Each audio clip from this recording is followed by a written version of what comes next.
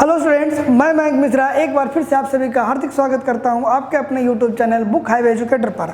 आज हम फिर से एक बार आप लोगों के लिए बड़ा ही मज़ेदार session CHSL previous year paper लेकर आए हैं। इसका पूरा सॉल्यूशन लेकर आए हैं। ठीक है बच्चों, तो स्टार्ट करते हैं आज का फर्स्ट क्वेश्चन। आज का फर्स्ट क्वेश्चन कहता है कि क्यूब रूट है 4913 एंड 2197 तो क्यूब रूट किसका है? तो 4913 जो क्यूब रूट है ना बच्चों, वो है 17 का। ठीक है, किसका है? 17 का क्यूब होता है 4913। ठीक है, और 2197 जो है वो 13 का है। ठीक है, किसका है? 13 का है। तो आंसर कितना होगा इसका? 17/13 इसका आंसर है। अब देखोगे सारे ऑप्शन 13 और 17 के फॉर्म में ही है। ठीक है, अब आप देखोगे 7 का क्यूब तो 343 होता है, ये तो होगा नहीं। ठीक है, अब आप देखोगे ऊपर 3 है, ऊपर लास्ट में 3 है, तो किसी भी नंबर का क्यूब रूट क्यूब करें और वो 3 हो तो वो तभी पॉसिबल है जब लास्ट डिजिट 7 हो जाए। तो आंसर इसका क्या हो जाएगा? 17 हो जाएगा। और नीचे का लास्ट डिजिट अगर 7 हो तभी पॉसिबल है जब वो 3 है। 3 का क्यूब करते तब जाके 7 होता है। ठीक है बच्चों, तो इसका राइट आंसर क्या होगा? 17/13 होगा। ठीक है, चलिए अगला क्वेश्चन क्या कहता है? दो संख्याओं का योग 25 है। दो संख्याओं का योग जो है वो है 25 और उनके वर्गों का योग है 313। उनके वर्गों का योग है 313। तो करने का सबसे आसान तरीका है ऑप्शन उठा लो। पहला ऑप्शन उठाओगे 225 प्लस 100 325 होता है, नहीं होगा। दूसरा 324 प्लस 49 313 नहीं होता है। 121 और 196 भी 313 नहीं होगा। यानी 12 का स्क्वायर 144 और 13 का 169 जोड़ोगे तो 313 हो जाएगा। ठीक है ना बच्चों, 12 का 144 और 13 का 169 जोड़ोगे तो 9 4 13 6 4 10 1 11 2 1 3। ठीक है ना, कितना आ गया आंसर? 313। ठीक है, तो ये तो आप ऐसे क्वेश्चन ऑप्शन से ही करना है। तरीके से एक बार समझा देता हूँ कि अगर आपके पास x प्लस वाई की वैल्यू मालूम है, स्क्वायरिंग ऑन बोथ साइड करोगे बच्चों तो x square plus y square plus के 2xy इक्वल टू कितना हो जाएगा? 625 हो जाएगा। अब ये x square plus y square आपको मालूम है कि 313 है, तो 2xy की वैल्यू आ जाएगी आपके पास 625 माइनस 313। घटा दोगे तो ये आ गया 2 1 और ये कितना आ गया? 312। कितना आ गया? 312। अब xy बराबर क्या हो जाएगा? अब 2xy की वैल्यू अगर रहने देते हो तो ये हो जाएगा 15 दूना 30 156 हो गया आपके पास।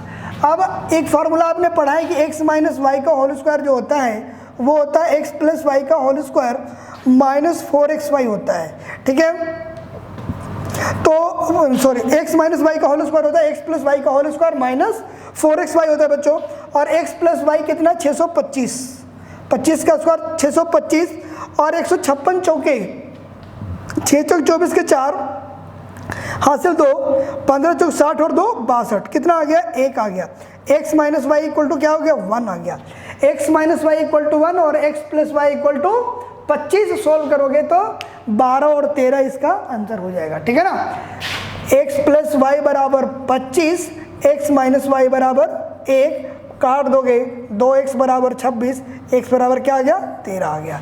x बराबर 13 तो y बराबर 12। ठीक है, चलिए ऐसे क्वेश्चन आपको ऑप्शन से ही करने थे। ठीक है, बट फिर भी बेसिक समझा दिया। अगला क्वेश्चन है बच्चों, a माइनस बी की वैल्यू फाइंड आउट करनी है जब a square plus b square minus 6a minus 6b plus 18 equal to 0 है। ठीक है बच्चों, अब आप देखोगे इस 18 को मैंने तोड़ दिया 9 और 9 में। ठीक है, मैंने एक ब्रैकेट लिया x square minus 6a plus 9 और ये आ जाएगा दूसरे ब्रैकेट में ही B square minus 6b plus 9 equal to 0। ठीक है बच्चों, अब देखोगे आप लिख सकते हो इसको a square minus 3 minus 2 into a into 3 plus 3 का स्क्वायर। ठीक है, a square minus 2ab plus b square और ये आ गया आपके पास B square minus 2 into B into 3 plus 3 का स्क्वायर। यानी हो गया a माइनस 3 का होल स्क्वायर। a माइनस 3 का whole square plus b minus 3 का होल स्क्वायर। अब दोनों का सम अगर जीरो है मतलब दोनों ब्रैकेट जीरो है, दोनों ब्रैकेट का सम अगर जीरो है मतलब दोनों ब्रैकेट जीरो है, क्योंकि इसकी मैक्सिमम मिनिमम वैल्यू जीरो ही होगी। स्क्वायर का मिनिमम वैल्यू हमेशा जीरो ही होता है, यानी अगर a minus 3 equal to zero suppose किया तो a बराबर क्या आ गया 3, b minus 3 equal to zero लिया, b की वैल्यू क्या होगी 3 होगी। कोई भी ब्रैकेट अगर स्क्वायर में है तो उसकी मिनिमम वैल्यू जीरो ही होगी, क्योंकि नेगेटिव में नहीं हो सकती, नेगेटिव को अगर स्क्वायर करते तो वो पॉजिटिव बन जाता है। तो आपसे पूछा क्या गया a माइनस बी, 3 में से 3 गया जीरो, राइट आंसर इसका क्या होगा बच्चों जीरो हो जाएगा। ठीक है, चलिए अगला क्वेश्चन है वो देखिए। अगला क्वेश्चन है बच्चों, एक समीकरण दिया हुआ है equation 1 plus a x square 1 plus a square x square plus 2bx minus b square minus c square equal to zero has only one root. तो जब है ओनली वन रूट तब होता है जब डी इक्वल टू क्या होता है जीरो, और डी इक्वल टू क्या होगा आपका जीरो होगा, और बी स्क्वायर इक्वल टू होता है 4ac। यहाँ से फॉर्मूला लग जाएगा B square equal to 4ac, जो फार्मूला अप्लाई होगा वो क्या होगा बच्चों B square equal to 4ac। तो x का कोफिशिएंट b होता है, यानी ये पूरा आपके पास b है, ये एक्स स्क्वायर का कोफिशिएंट a होता है, ये आपके पास a है, और ये जो बच गया ये आपके पास क्या है बच्चों c है। ठीक है, b स्क्वायर का मतलब ये हुआ कि 2b का whole square equal to 4 into A क्या है 1 प्लस ए स्क्वायर। ठीक है बच्चों, और c इक्वल टू क्या है b square minus c square. ठीक है ना, b square minus c square हो गया आपके पास क्या c की वैल्यू। ठीक है, चलिए ये आप देखोगे सोल्व करोगे तो ये हो जाएगा 4b स्क्वायर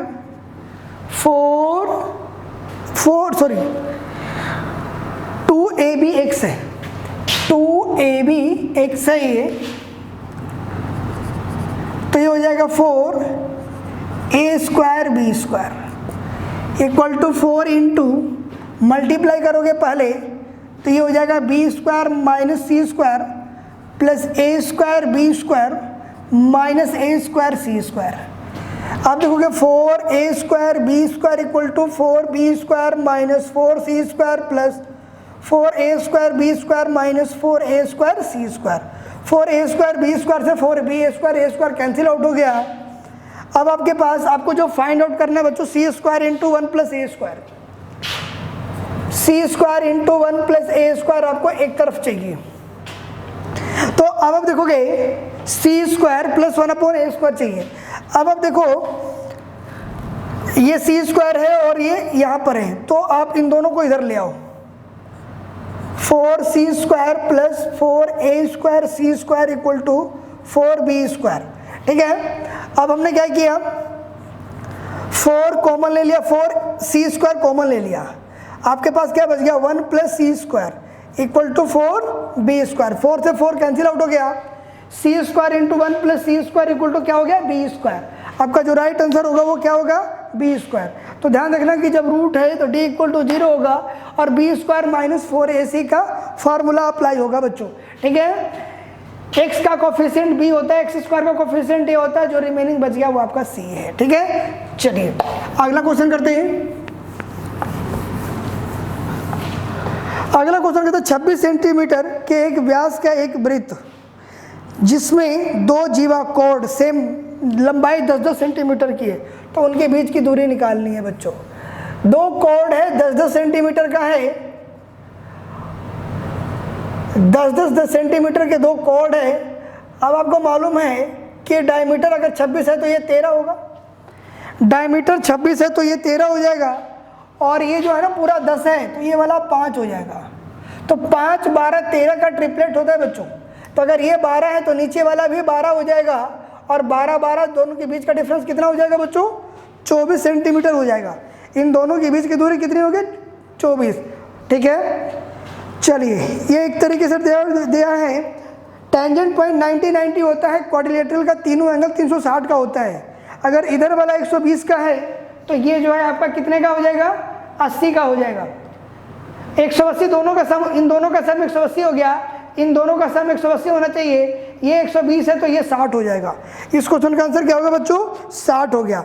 ठीक है, चलिए कहता है एक शहर की जनसंख्या 2 लाख है, 20,000 है, 2 लाख है, प्रतिवर्ष 10% बढ़ता है, 2 वर्ष बाद जनसंख्या क्या होगी। 10 का मतलब होता है 1/10, 10 से कितना हो गया 11, अगले साल में 10 से क्या हो जाएगा 11, यानी 100 से कितना हो गया 121। आपके पास कितना है 2 लाख है, तो 100 का मान अगर 2 के रेंज में है तो 1 दूना 242, तो 2,42,000 हो जाएगा। देखोगे अगर ये जो है वो 2 लाख है, 2 लाख है तो डबल 2 के मल्टीप्लाई करते हैं तो 242 होता है, 121 दूना 242 हो गया, तो बच्चों आंसर हो गया 2,42,000, इसका राइट आंसर है। ठीक है, चलिए एक्स तथा वाई की आय का अनुपात 5:6 है, इनकम का रेशो 5:6 है और एक्सपेंडिचर का रेशो 5:6:5 है। यदि वे 7,000 और 15,000 की बचत करते हैं तो बच्चों expenditure equal to income minus saving होता है।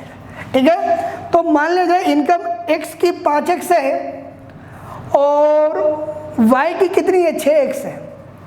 ठीक है, और x जो है वो 7,000 रुपया बचाता है और y जो है वो 15,000 रुपये बचाता है, और अब जो रेशो है इनका एक्सपेंडिचर का वो 6:5 का है।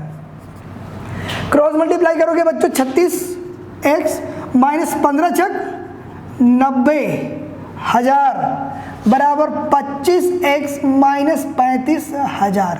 25 को इधर लेकर आओगे 11x, ये जाएगा उधर 45, 90 में से 35 आप घटाओगे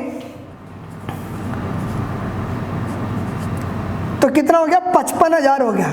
x बराबर क्या हो गया 5,000, x बराबर क्या हो गया बच्चों 5,000 हो गया। तो x की आय कितनी है 5x है, तो 25,000 x की आय हो जाएगी, 25,000 x की आय हो जाएगी। ठीक है, कहता है x 80,000 रुपये के साथ, x जो है बच्चों 80,000 रुपये के साथ व्यापार शुरू करता है, 6 महीने पश्चात y जो है 1 लाख के साथ जुड़ जाता है।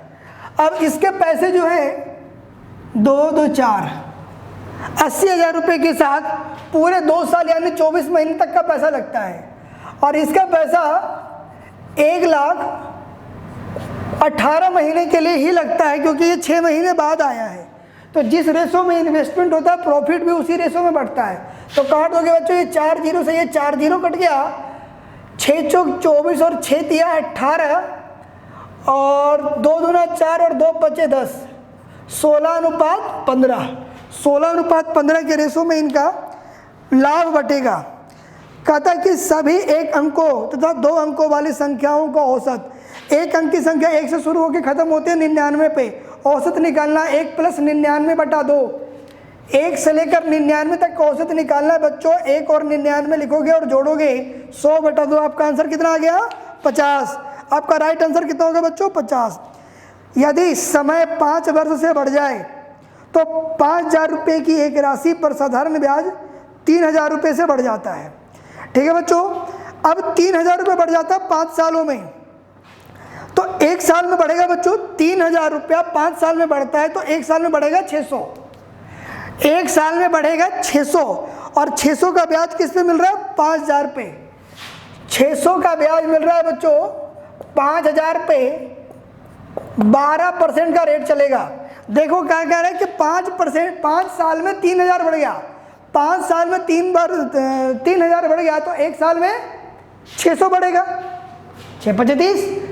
अब 600 रुपये का ब्याज किस पे मिल रहा है 5,000 पे मिल रहा है, तो परसेंट निकाल लिया।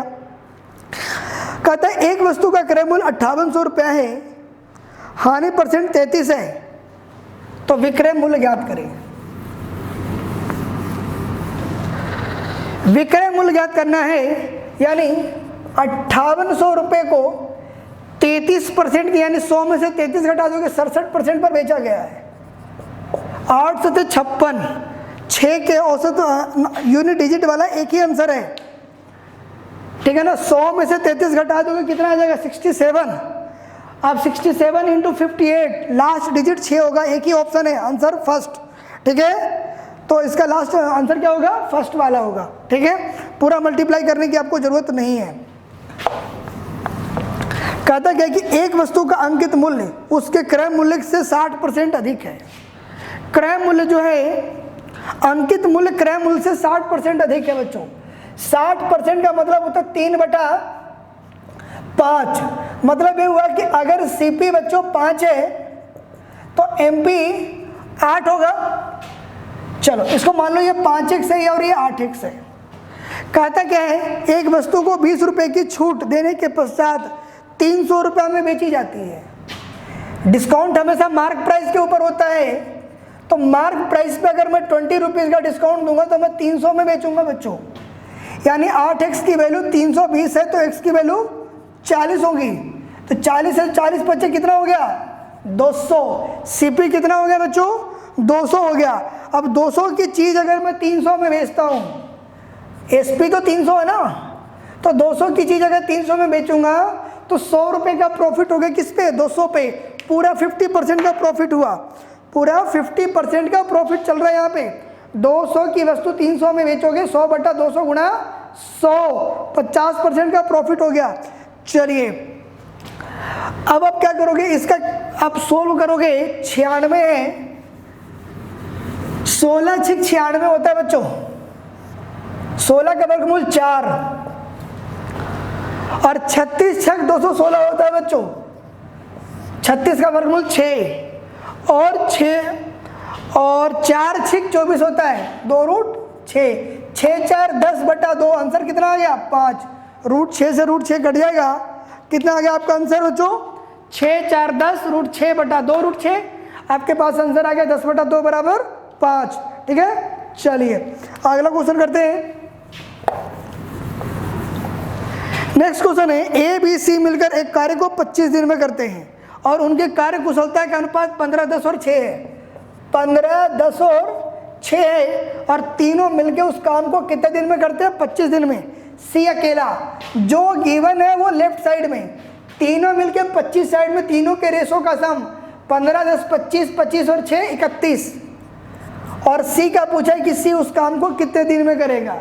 सी उस काम को कितने दिन में करेगा 25 गुना 31 करोगे आप तो 25 से कम 25 के 5 हासिल, दो 25 या 75 और 2 77 और बटा 6 775/6 दिन में करेगा।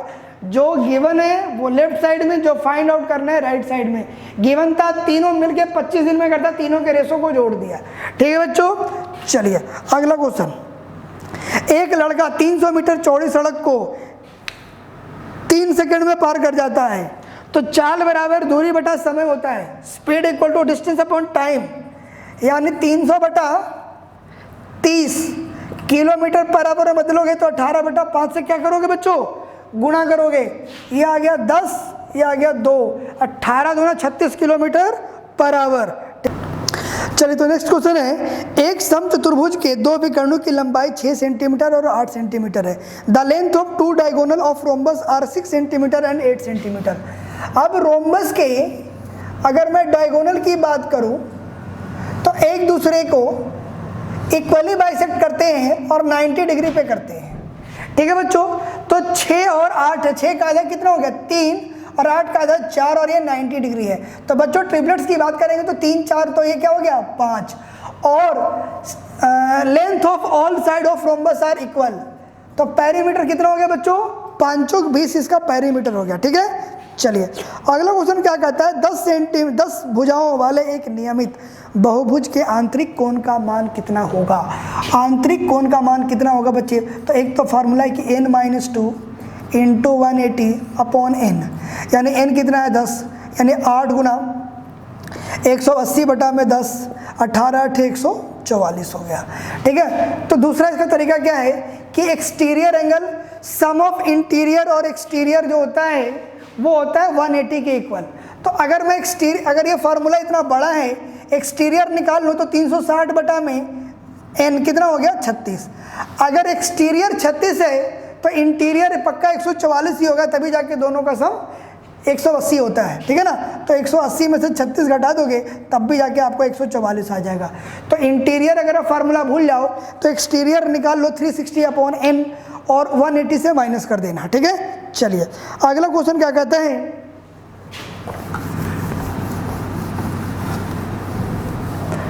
नेक्स्ट क्वेश्चन है बच्चों, 7 सेंटीमीटर व्यास वाले एक अर्धगोले का वक्र पृष्ठीय क्षेत्रफल निकालना है। कर्व सरफेस एरिया, अर्धगोले का कर्व सरफेस एरिया होता है 2πr², और r इक्वल टू कितना है बच्चों, 7 है, यानी 2 गुना 22/7 गुना 7 गुना 7, एक साथ कट गया। अभी आ गया 22 7 154, 154 गुना 2 आप करोगे तो 308, कितना आ गया बच्चों,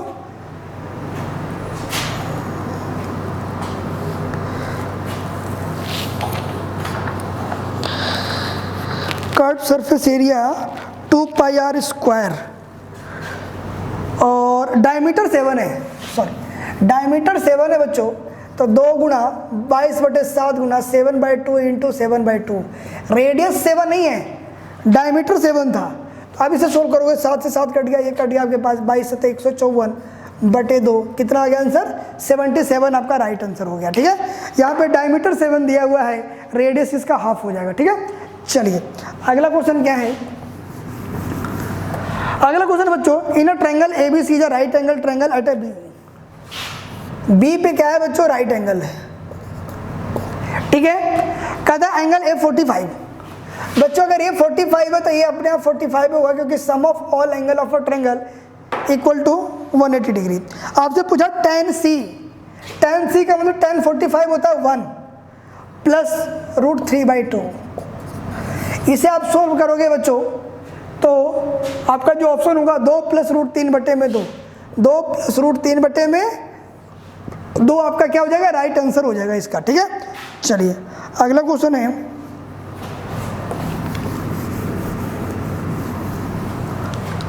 कहता है in a triangle XYZ y at 90 degree, y पे क्या है बच्चों, 90 डिग्री है,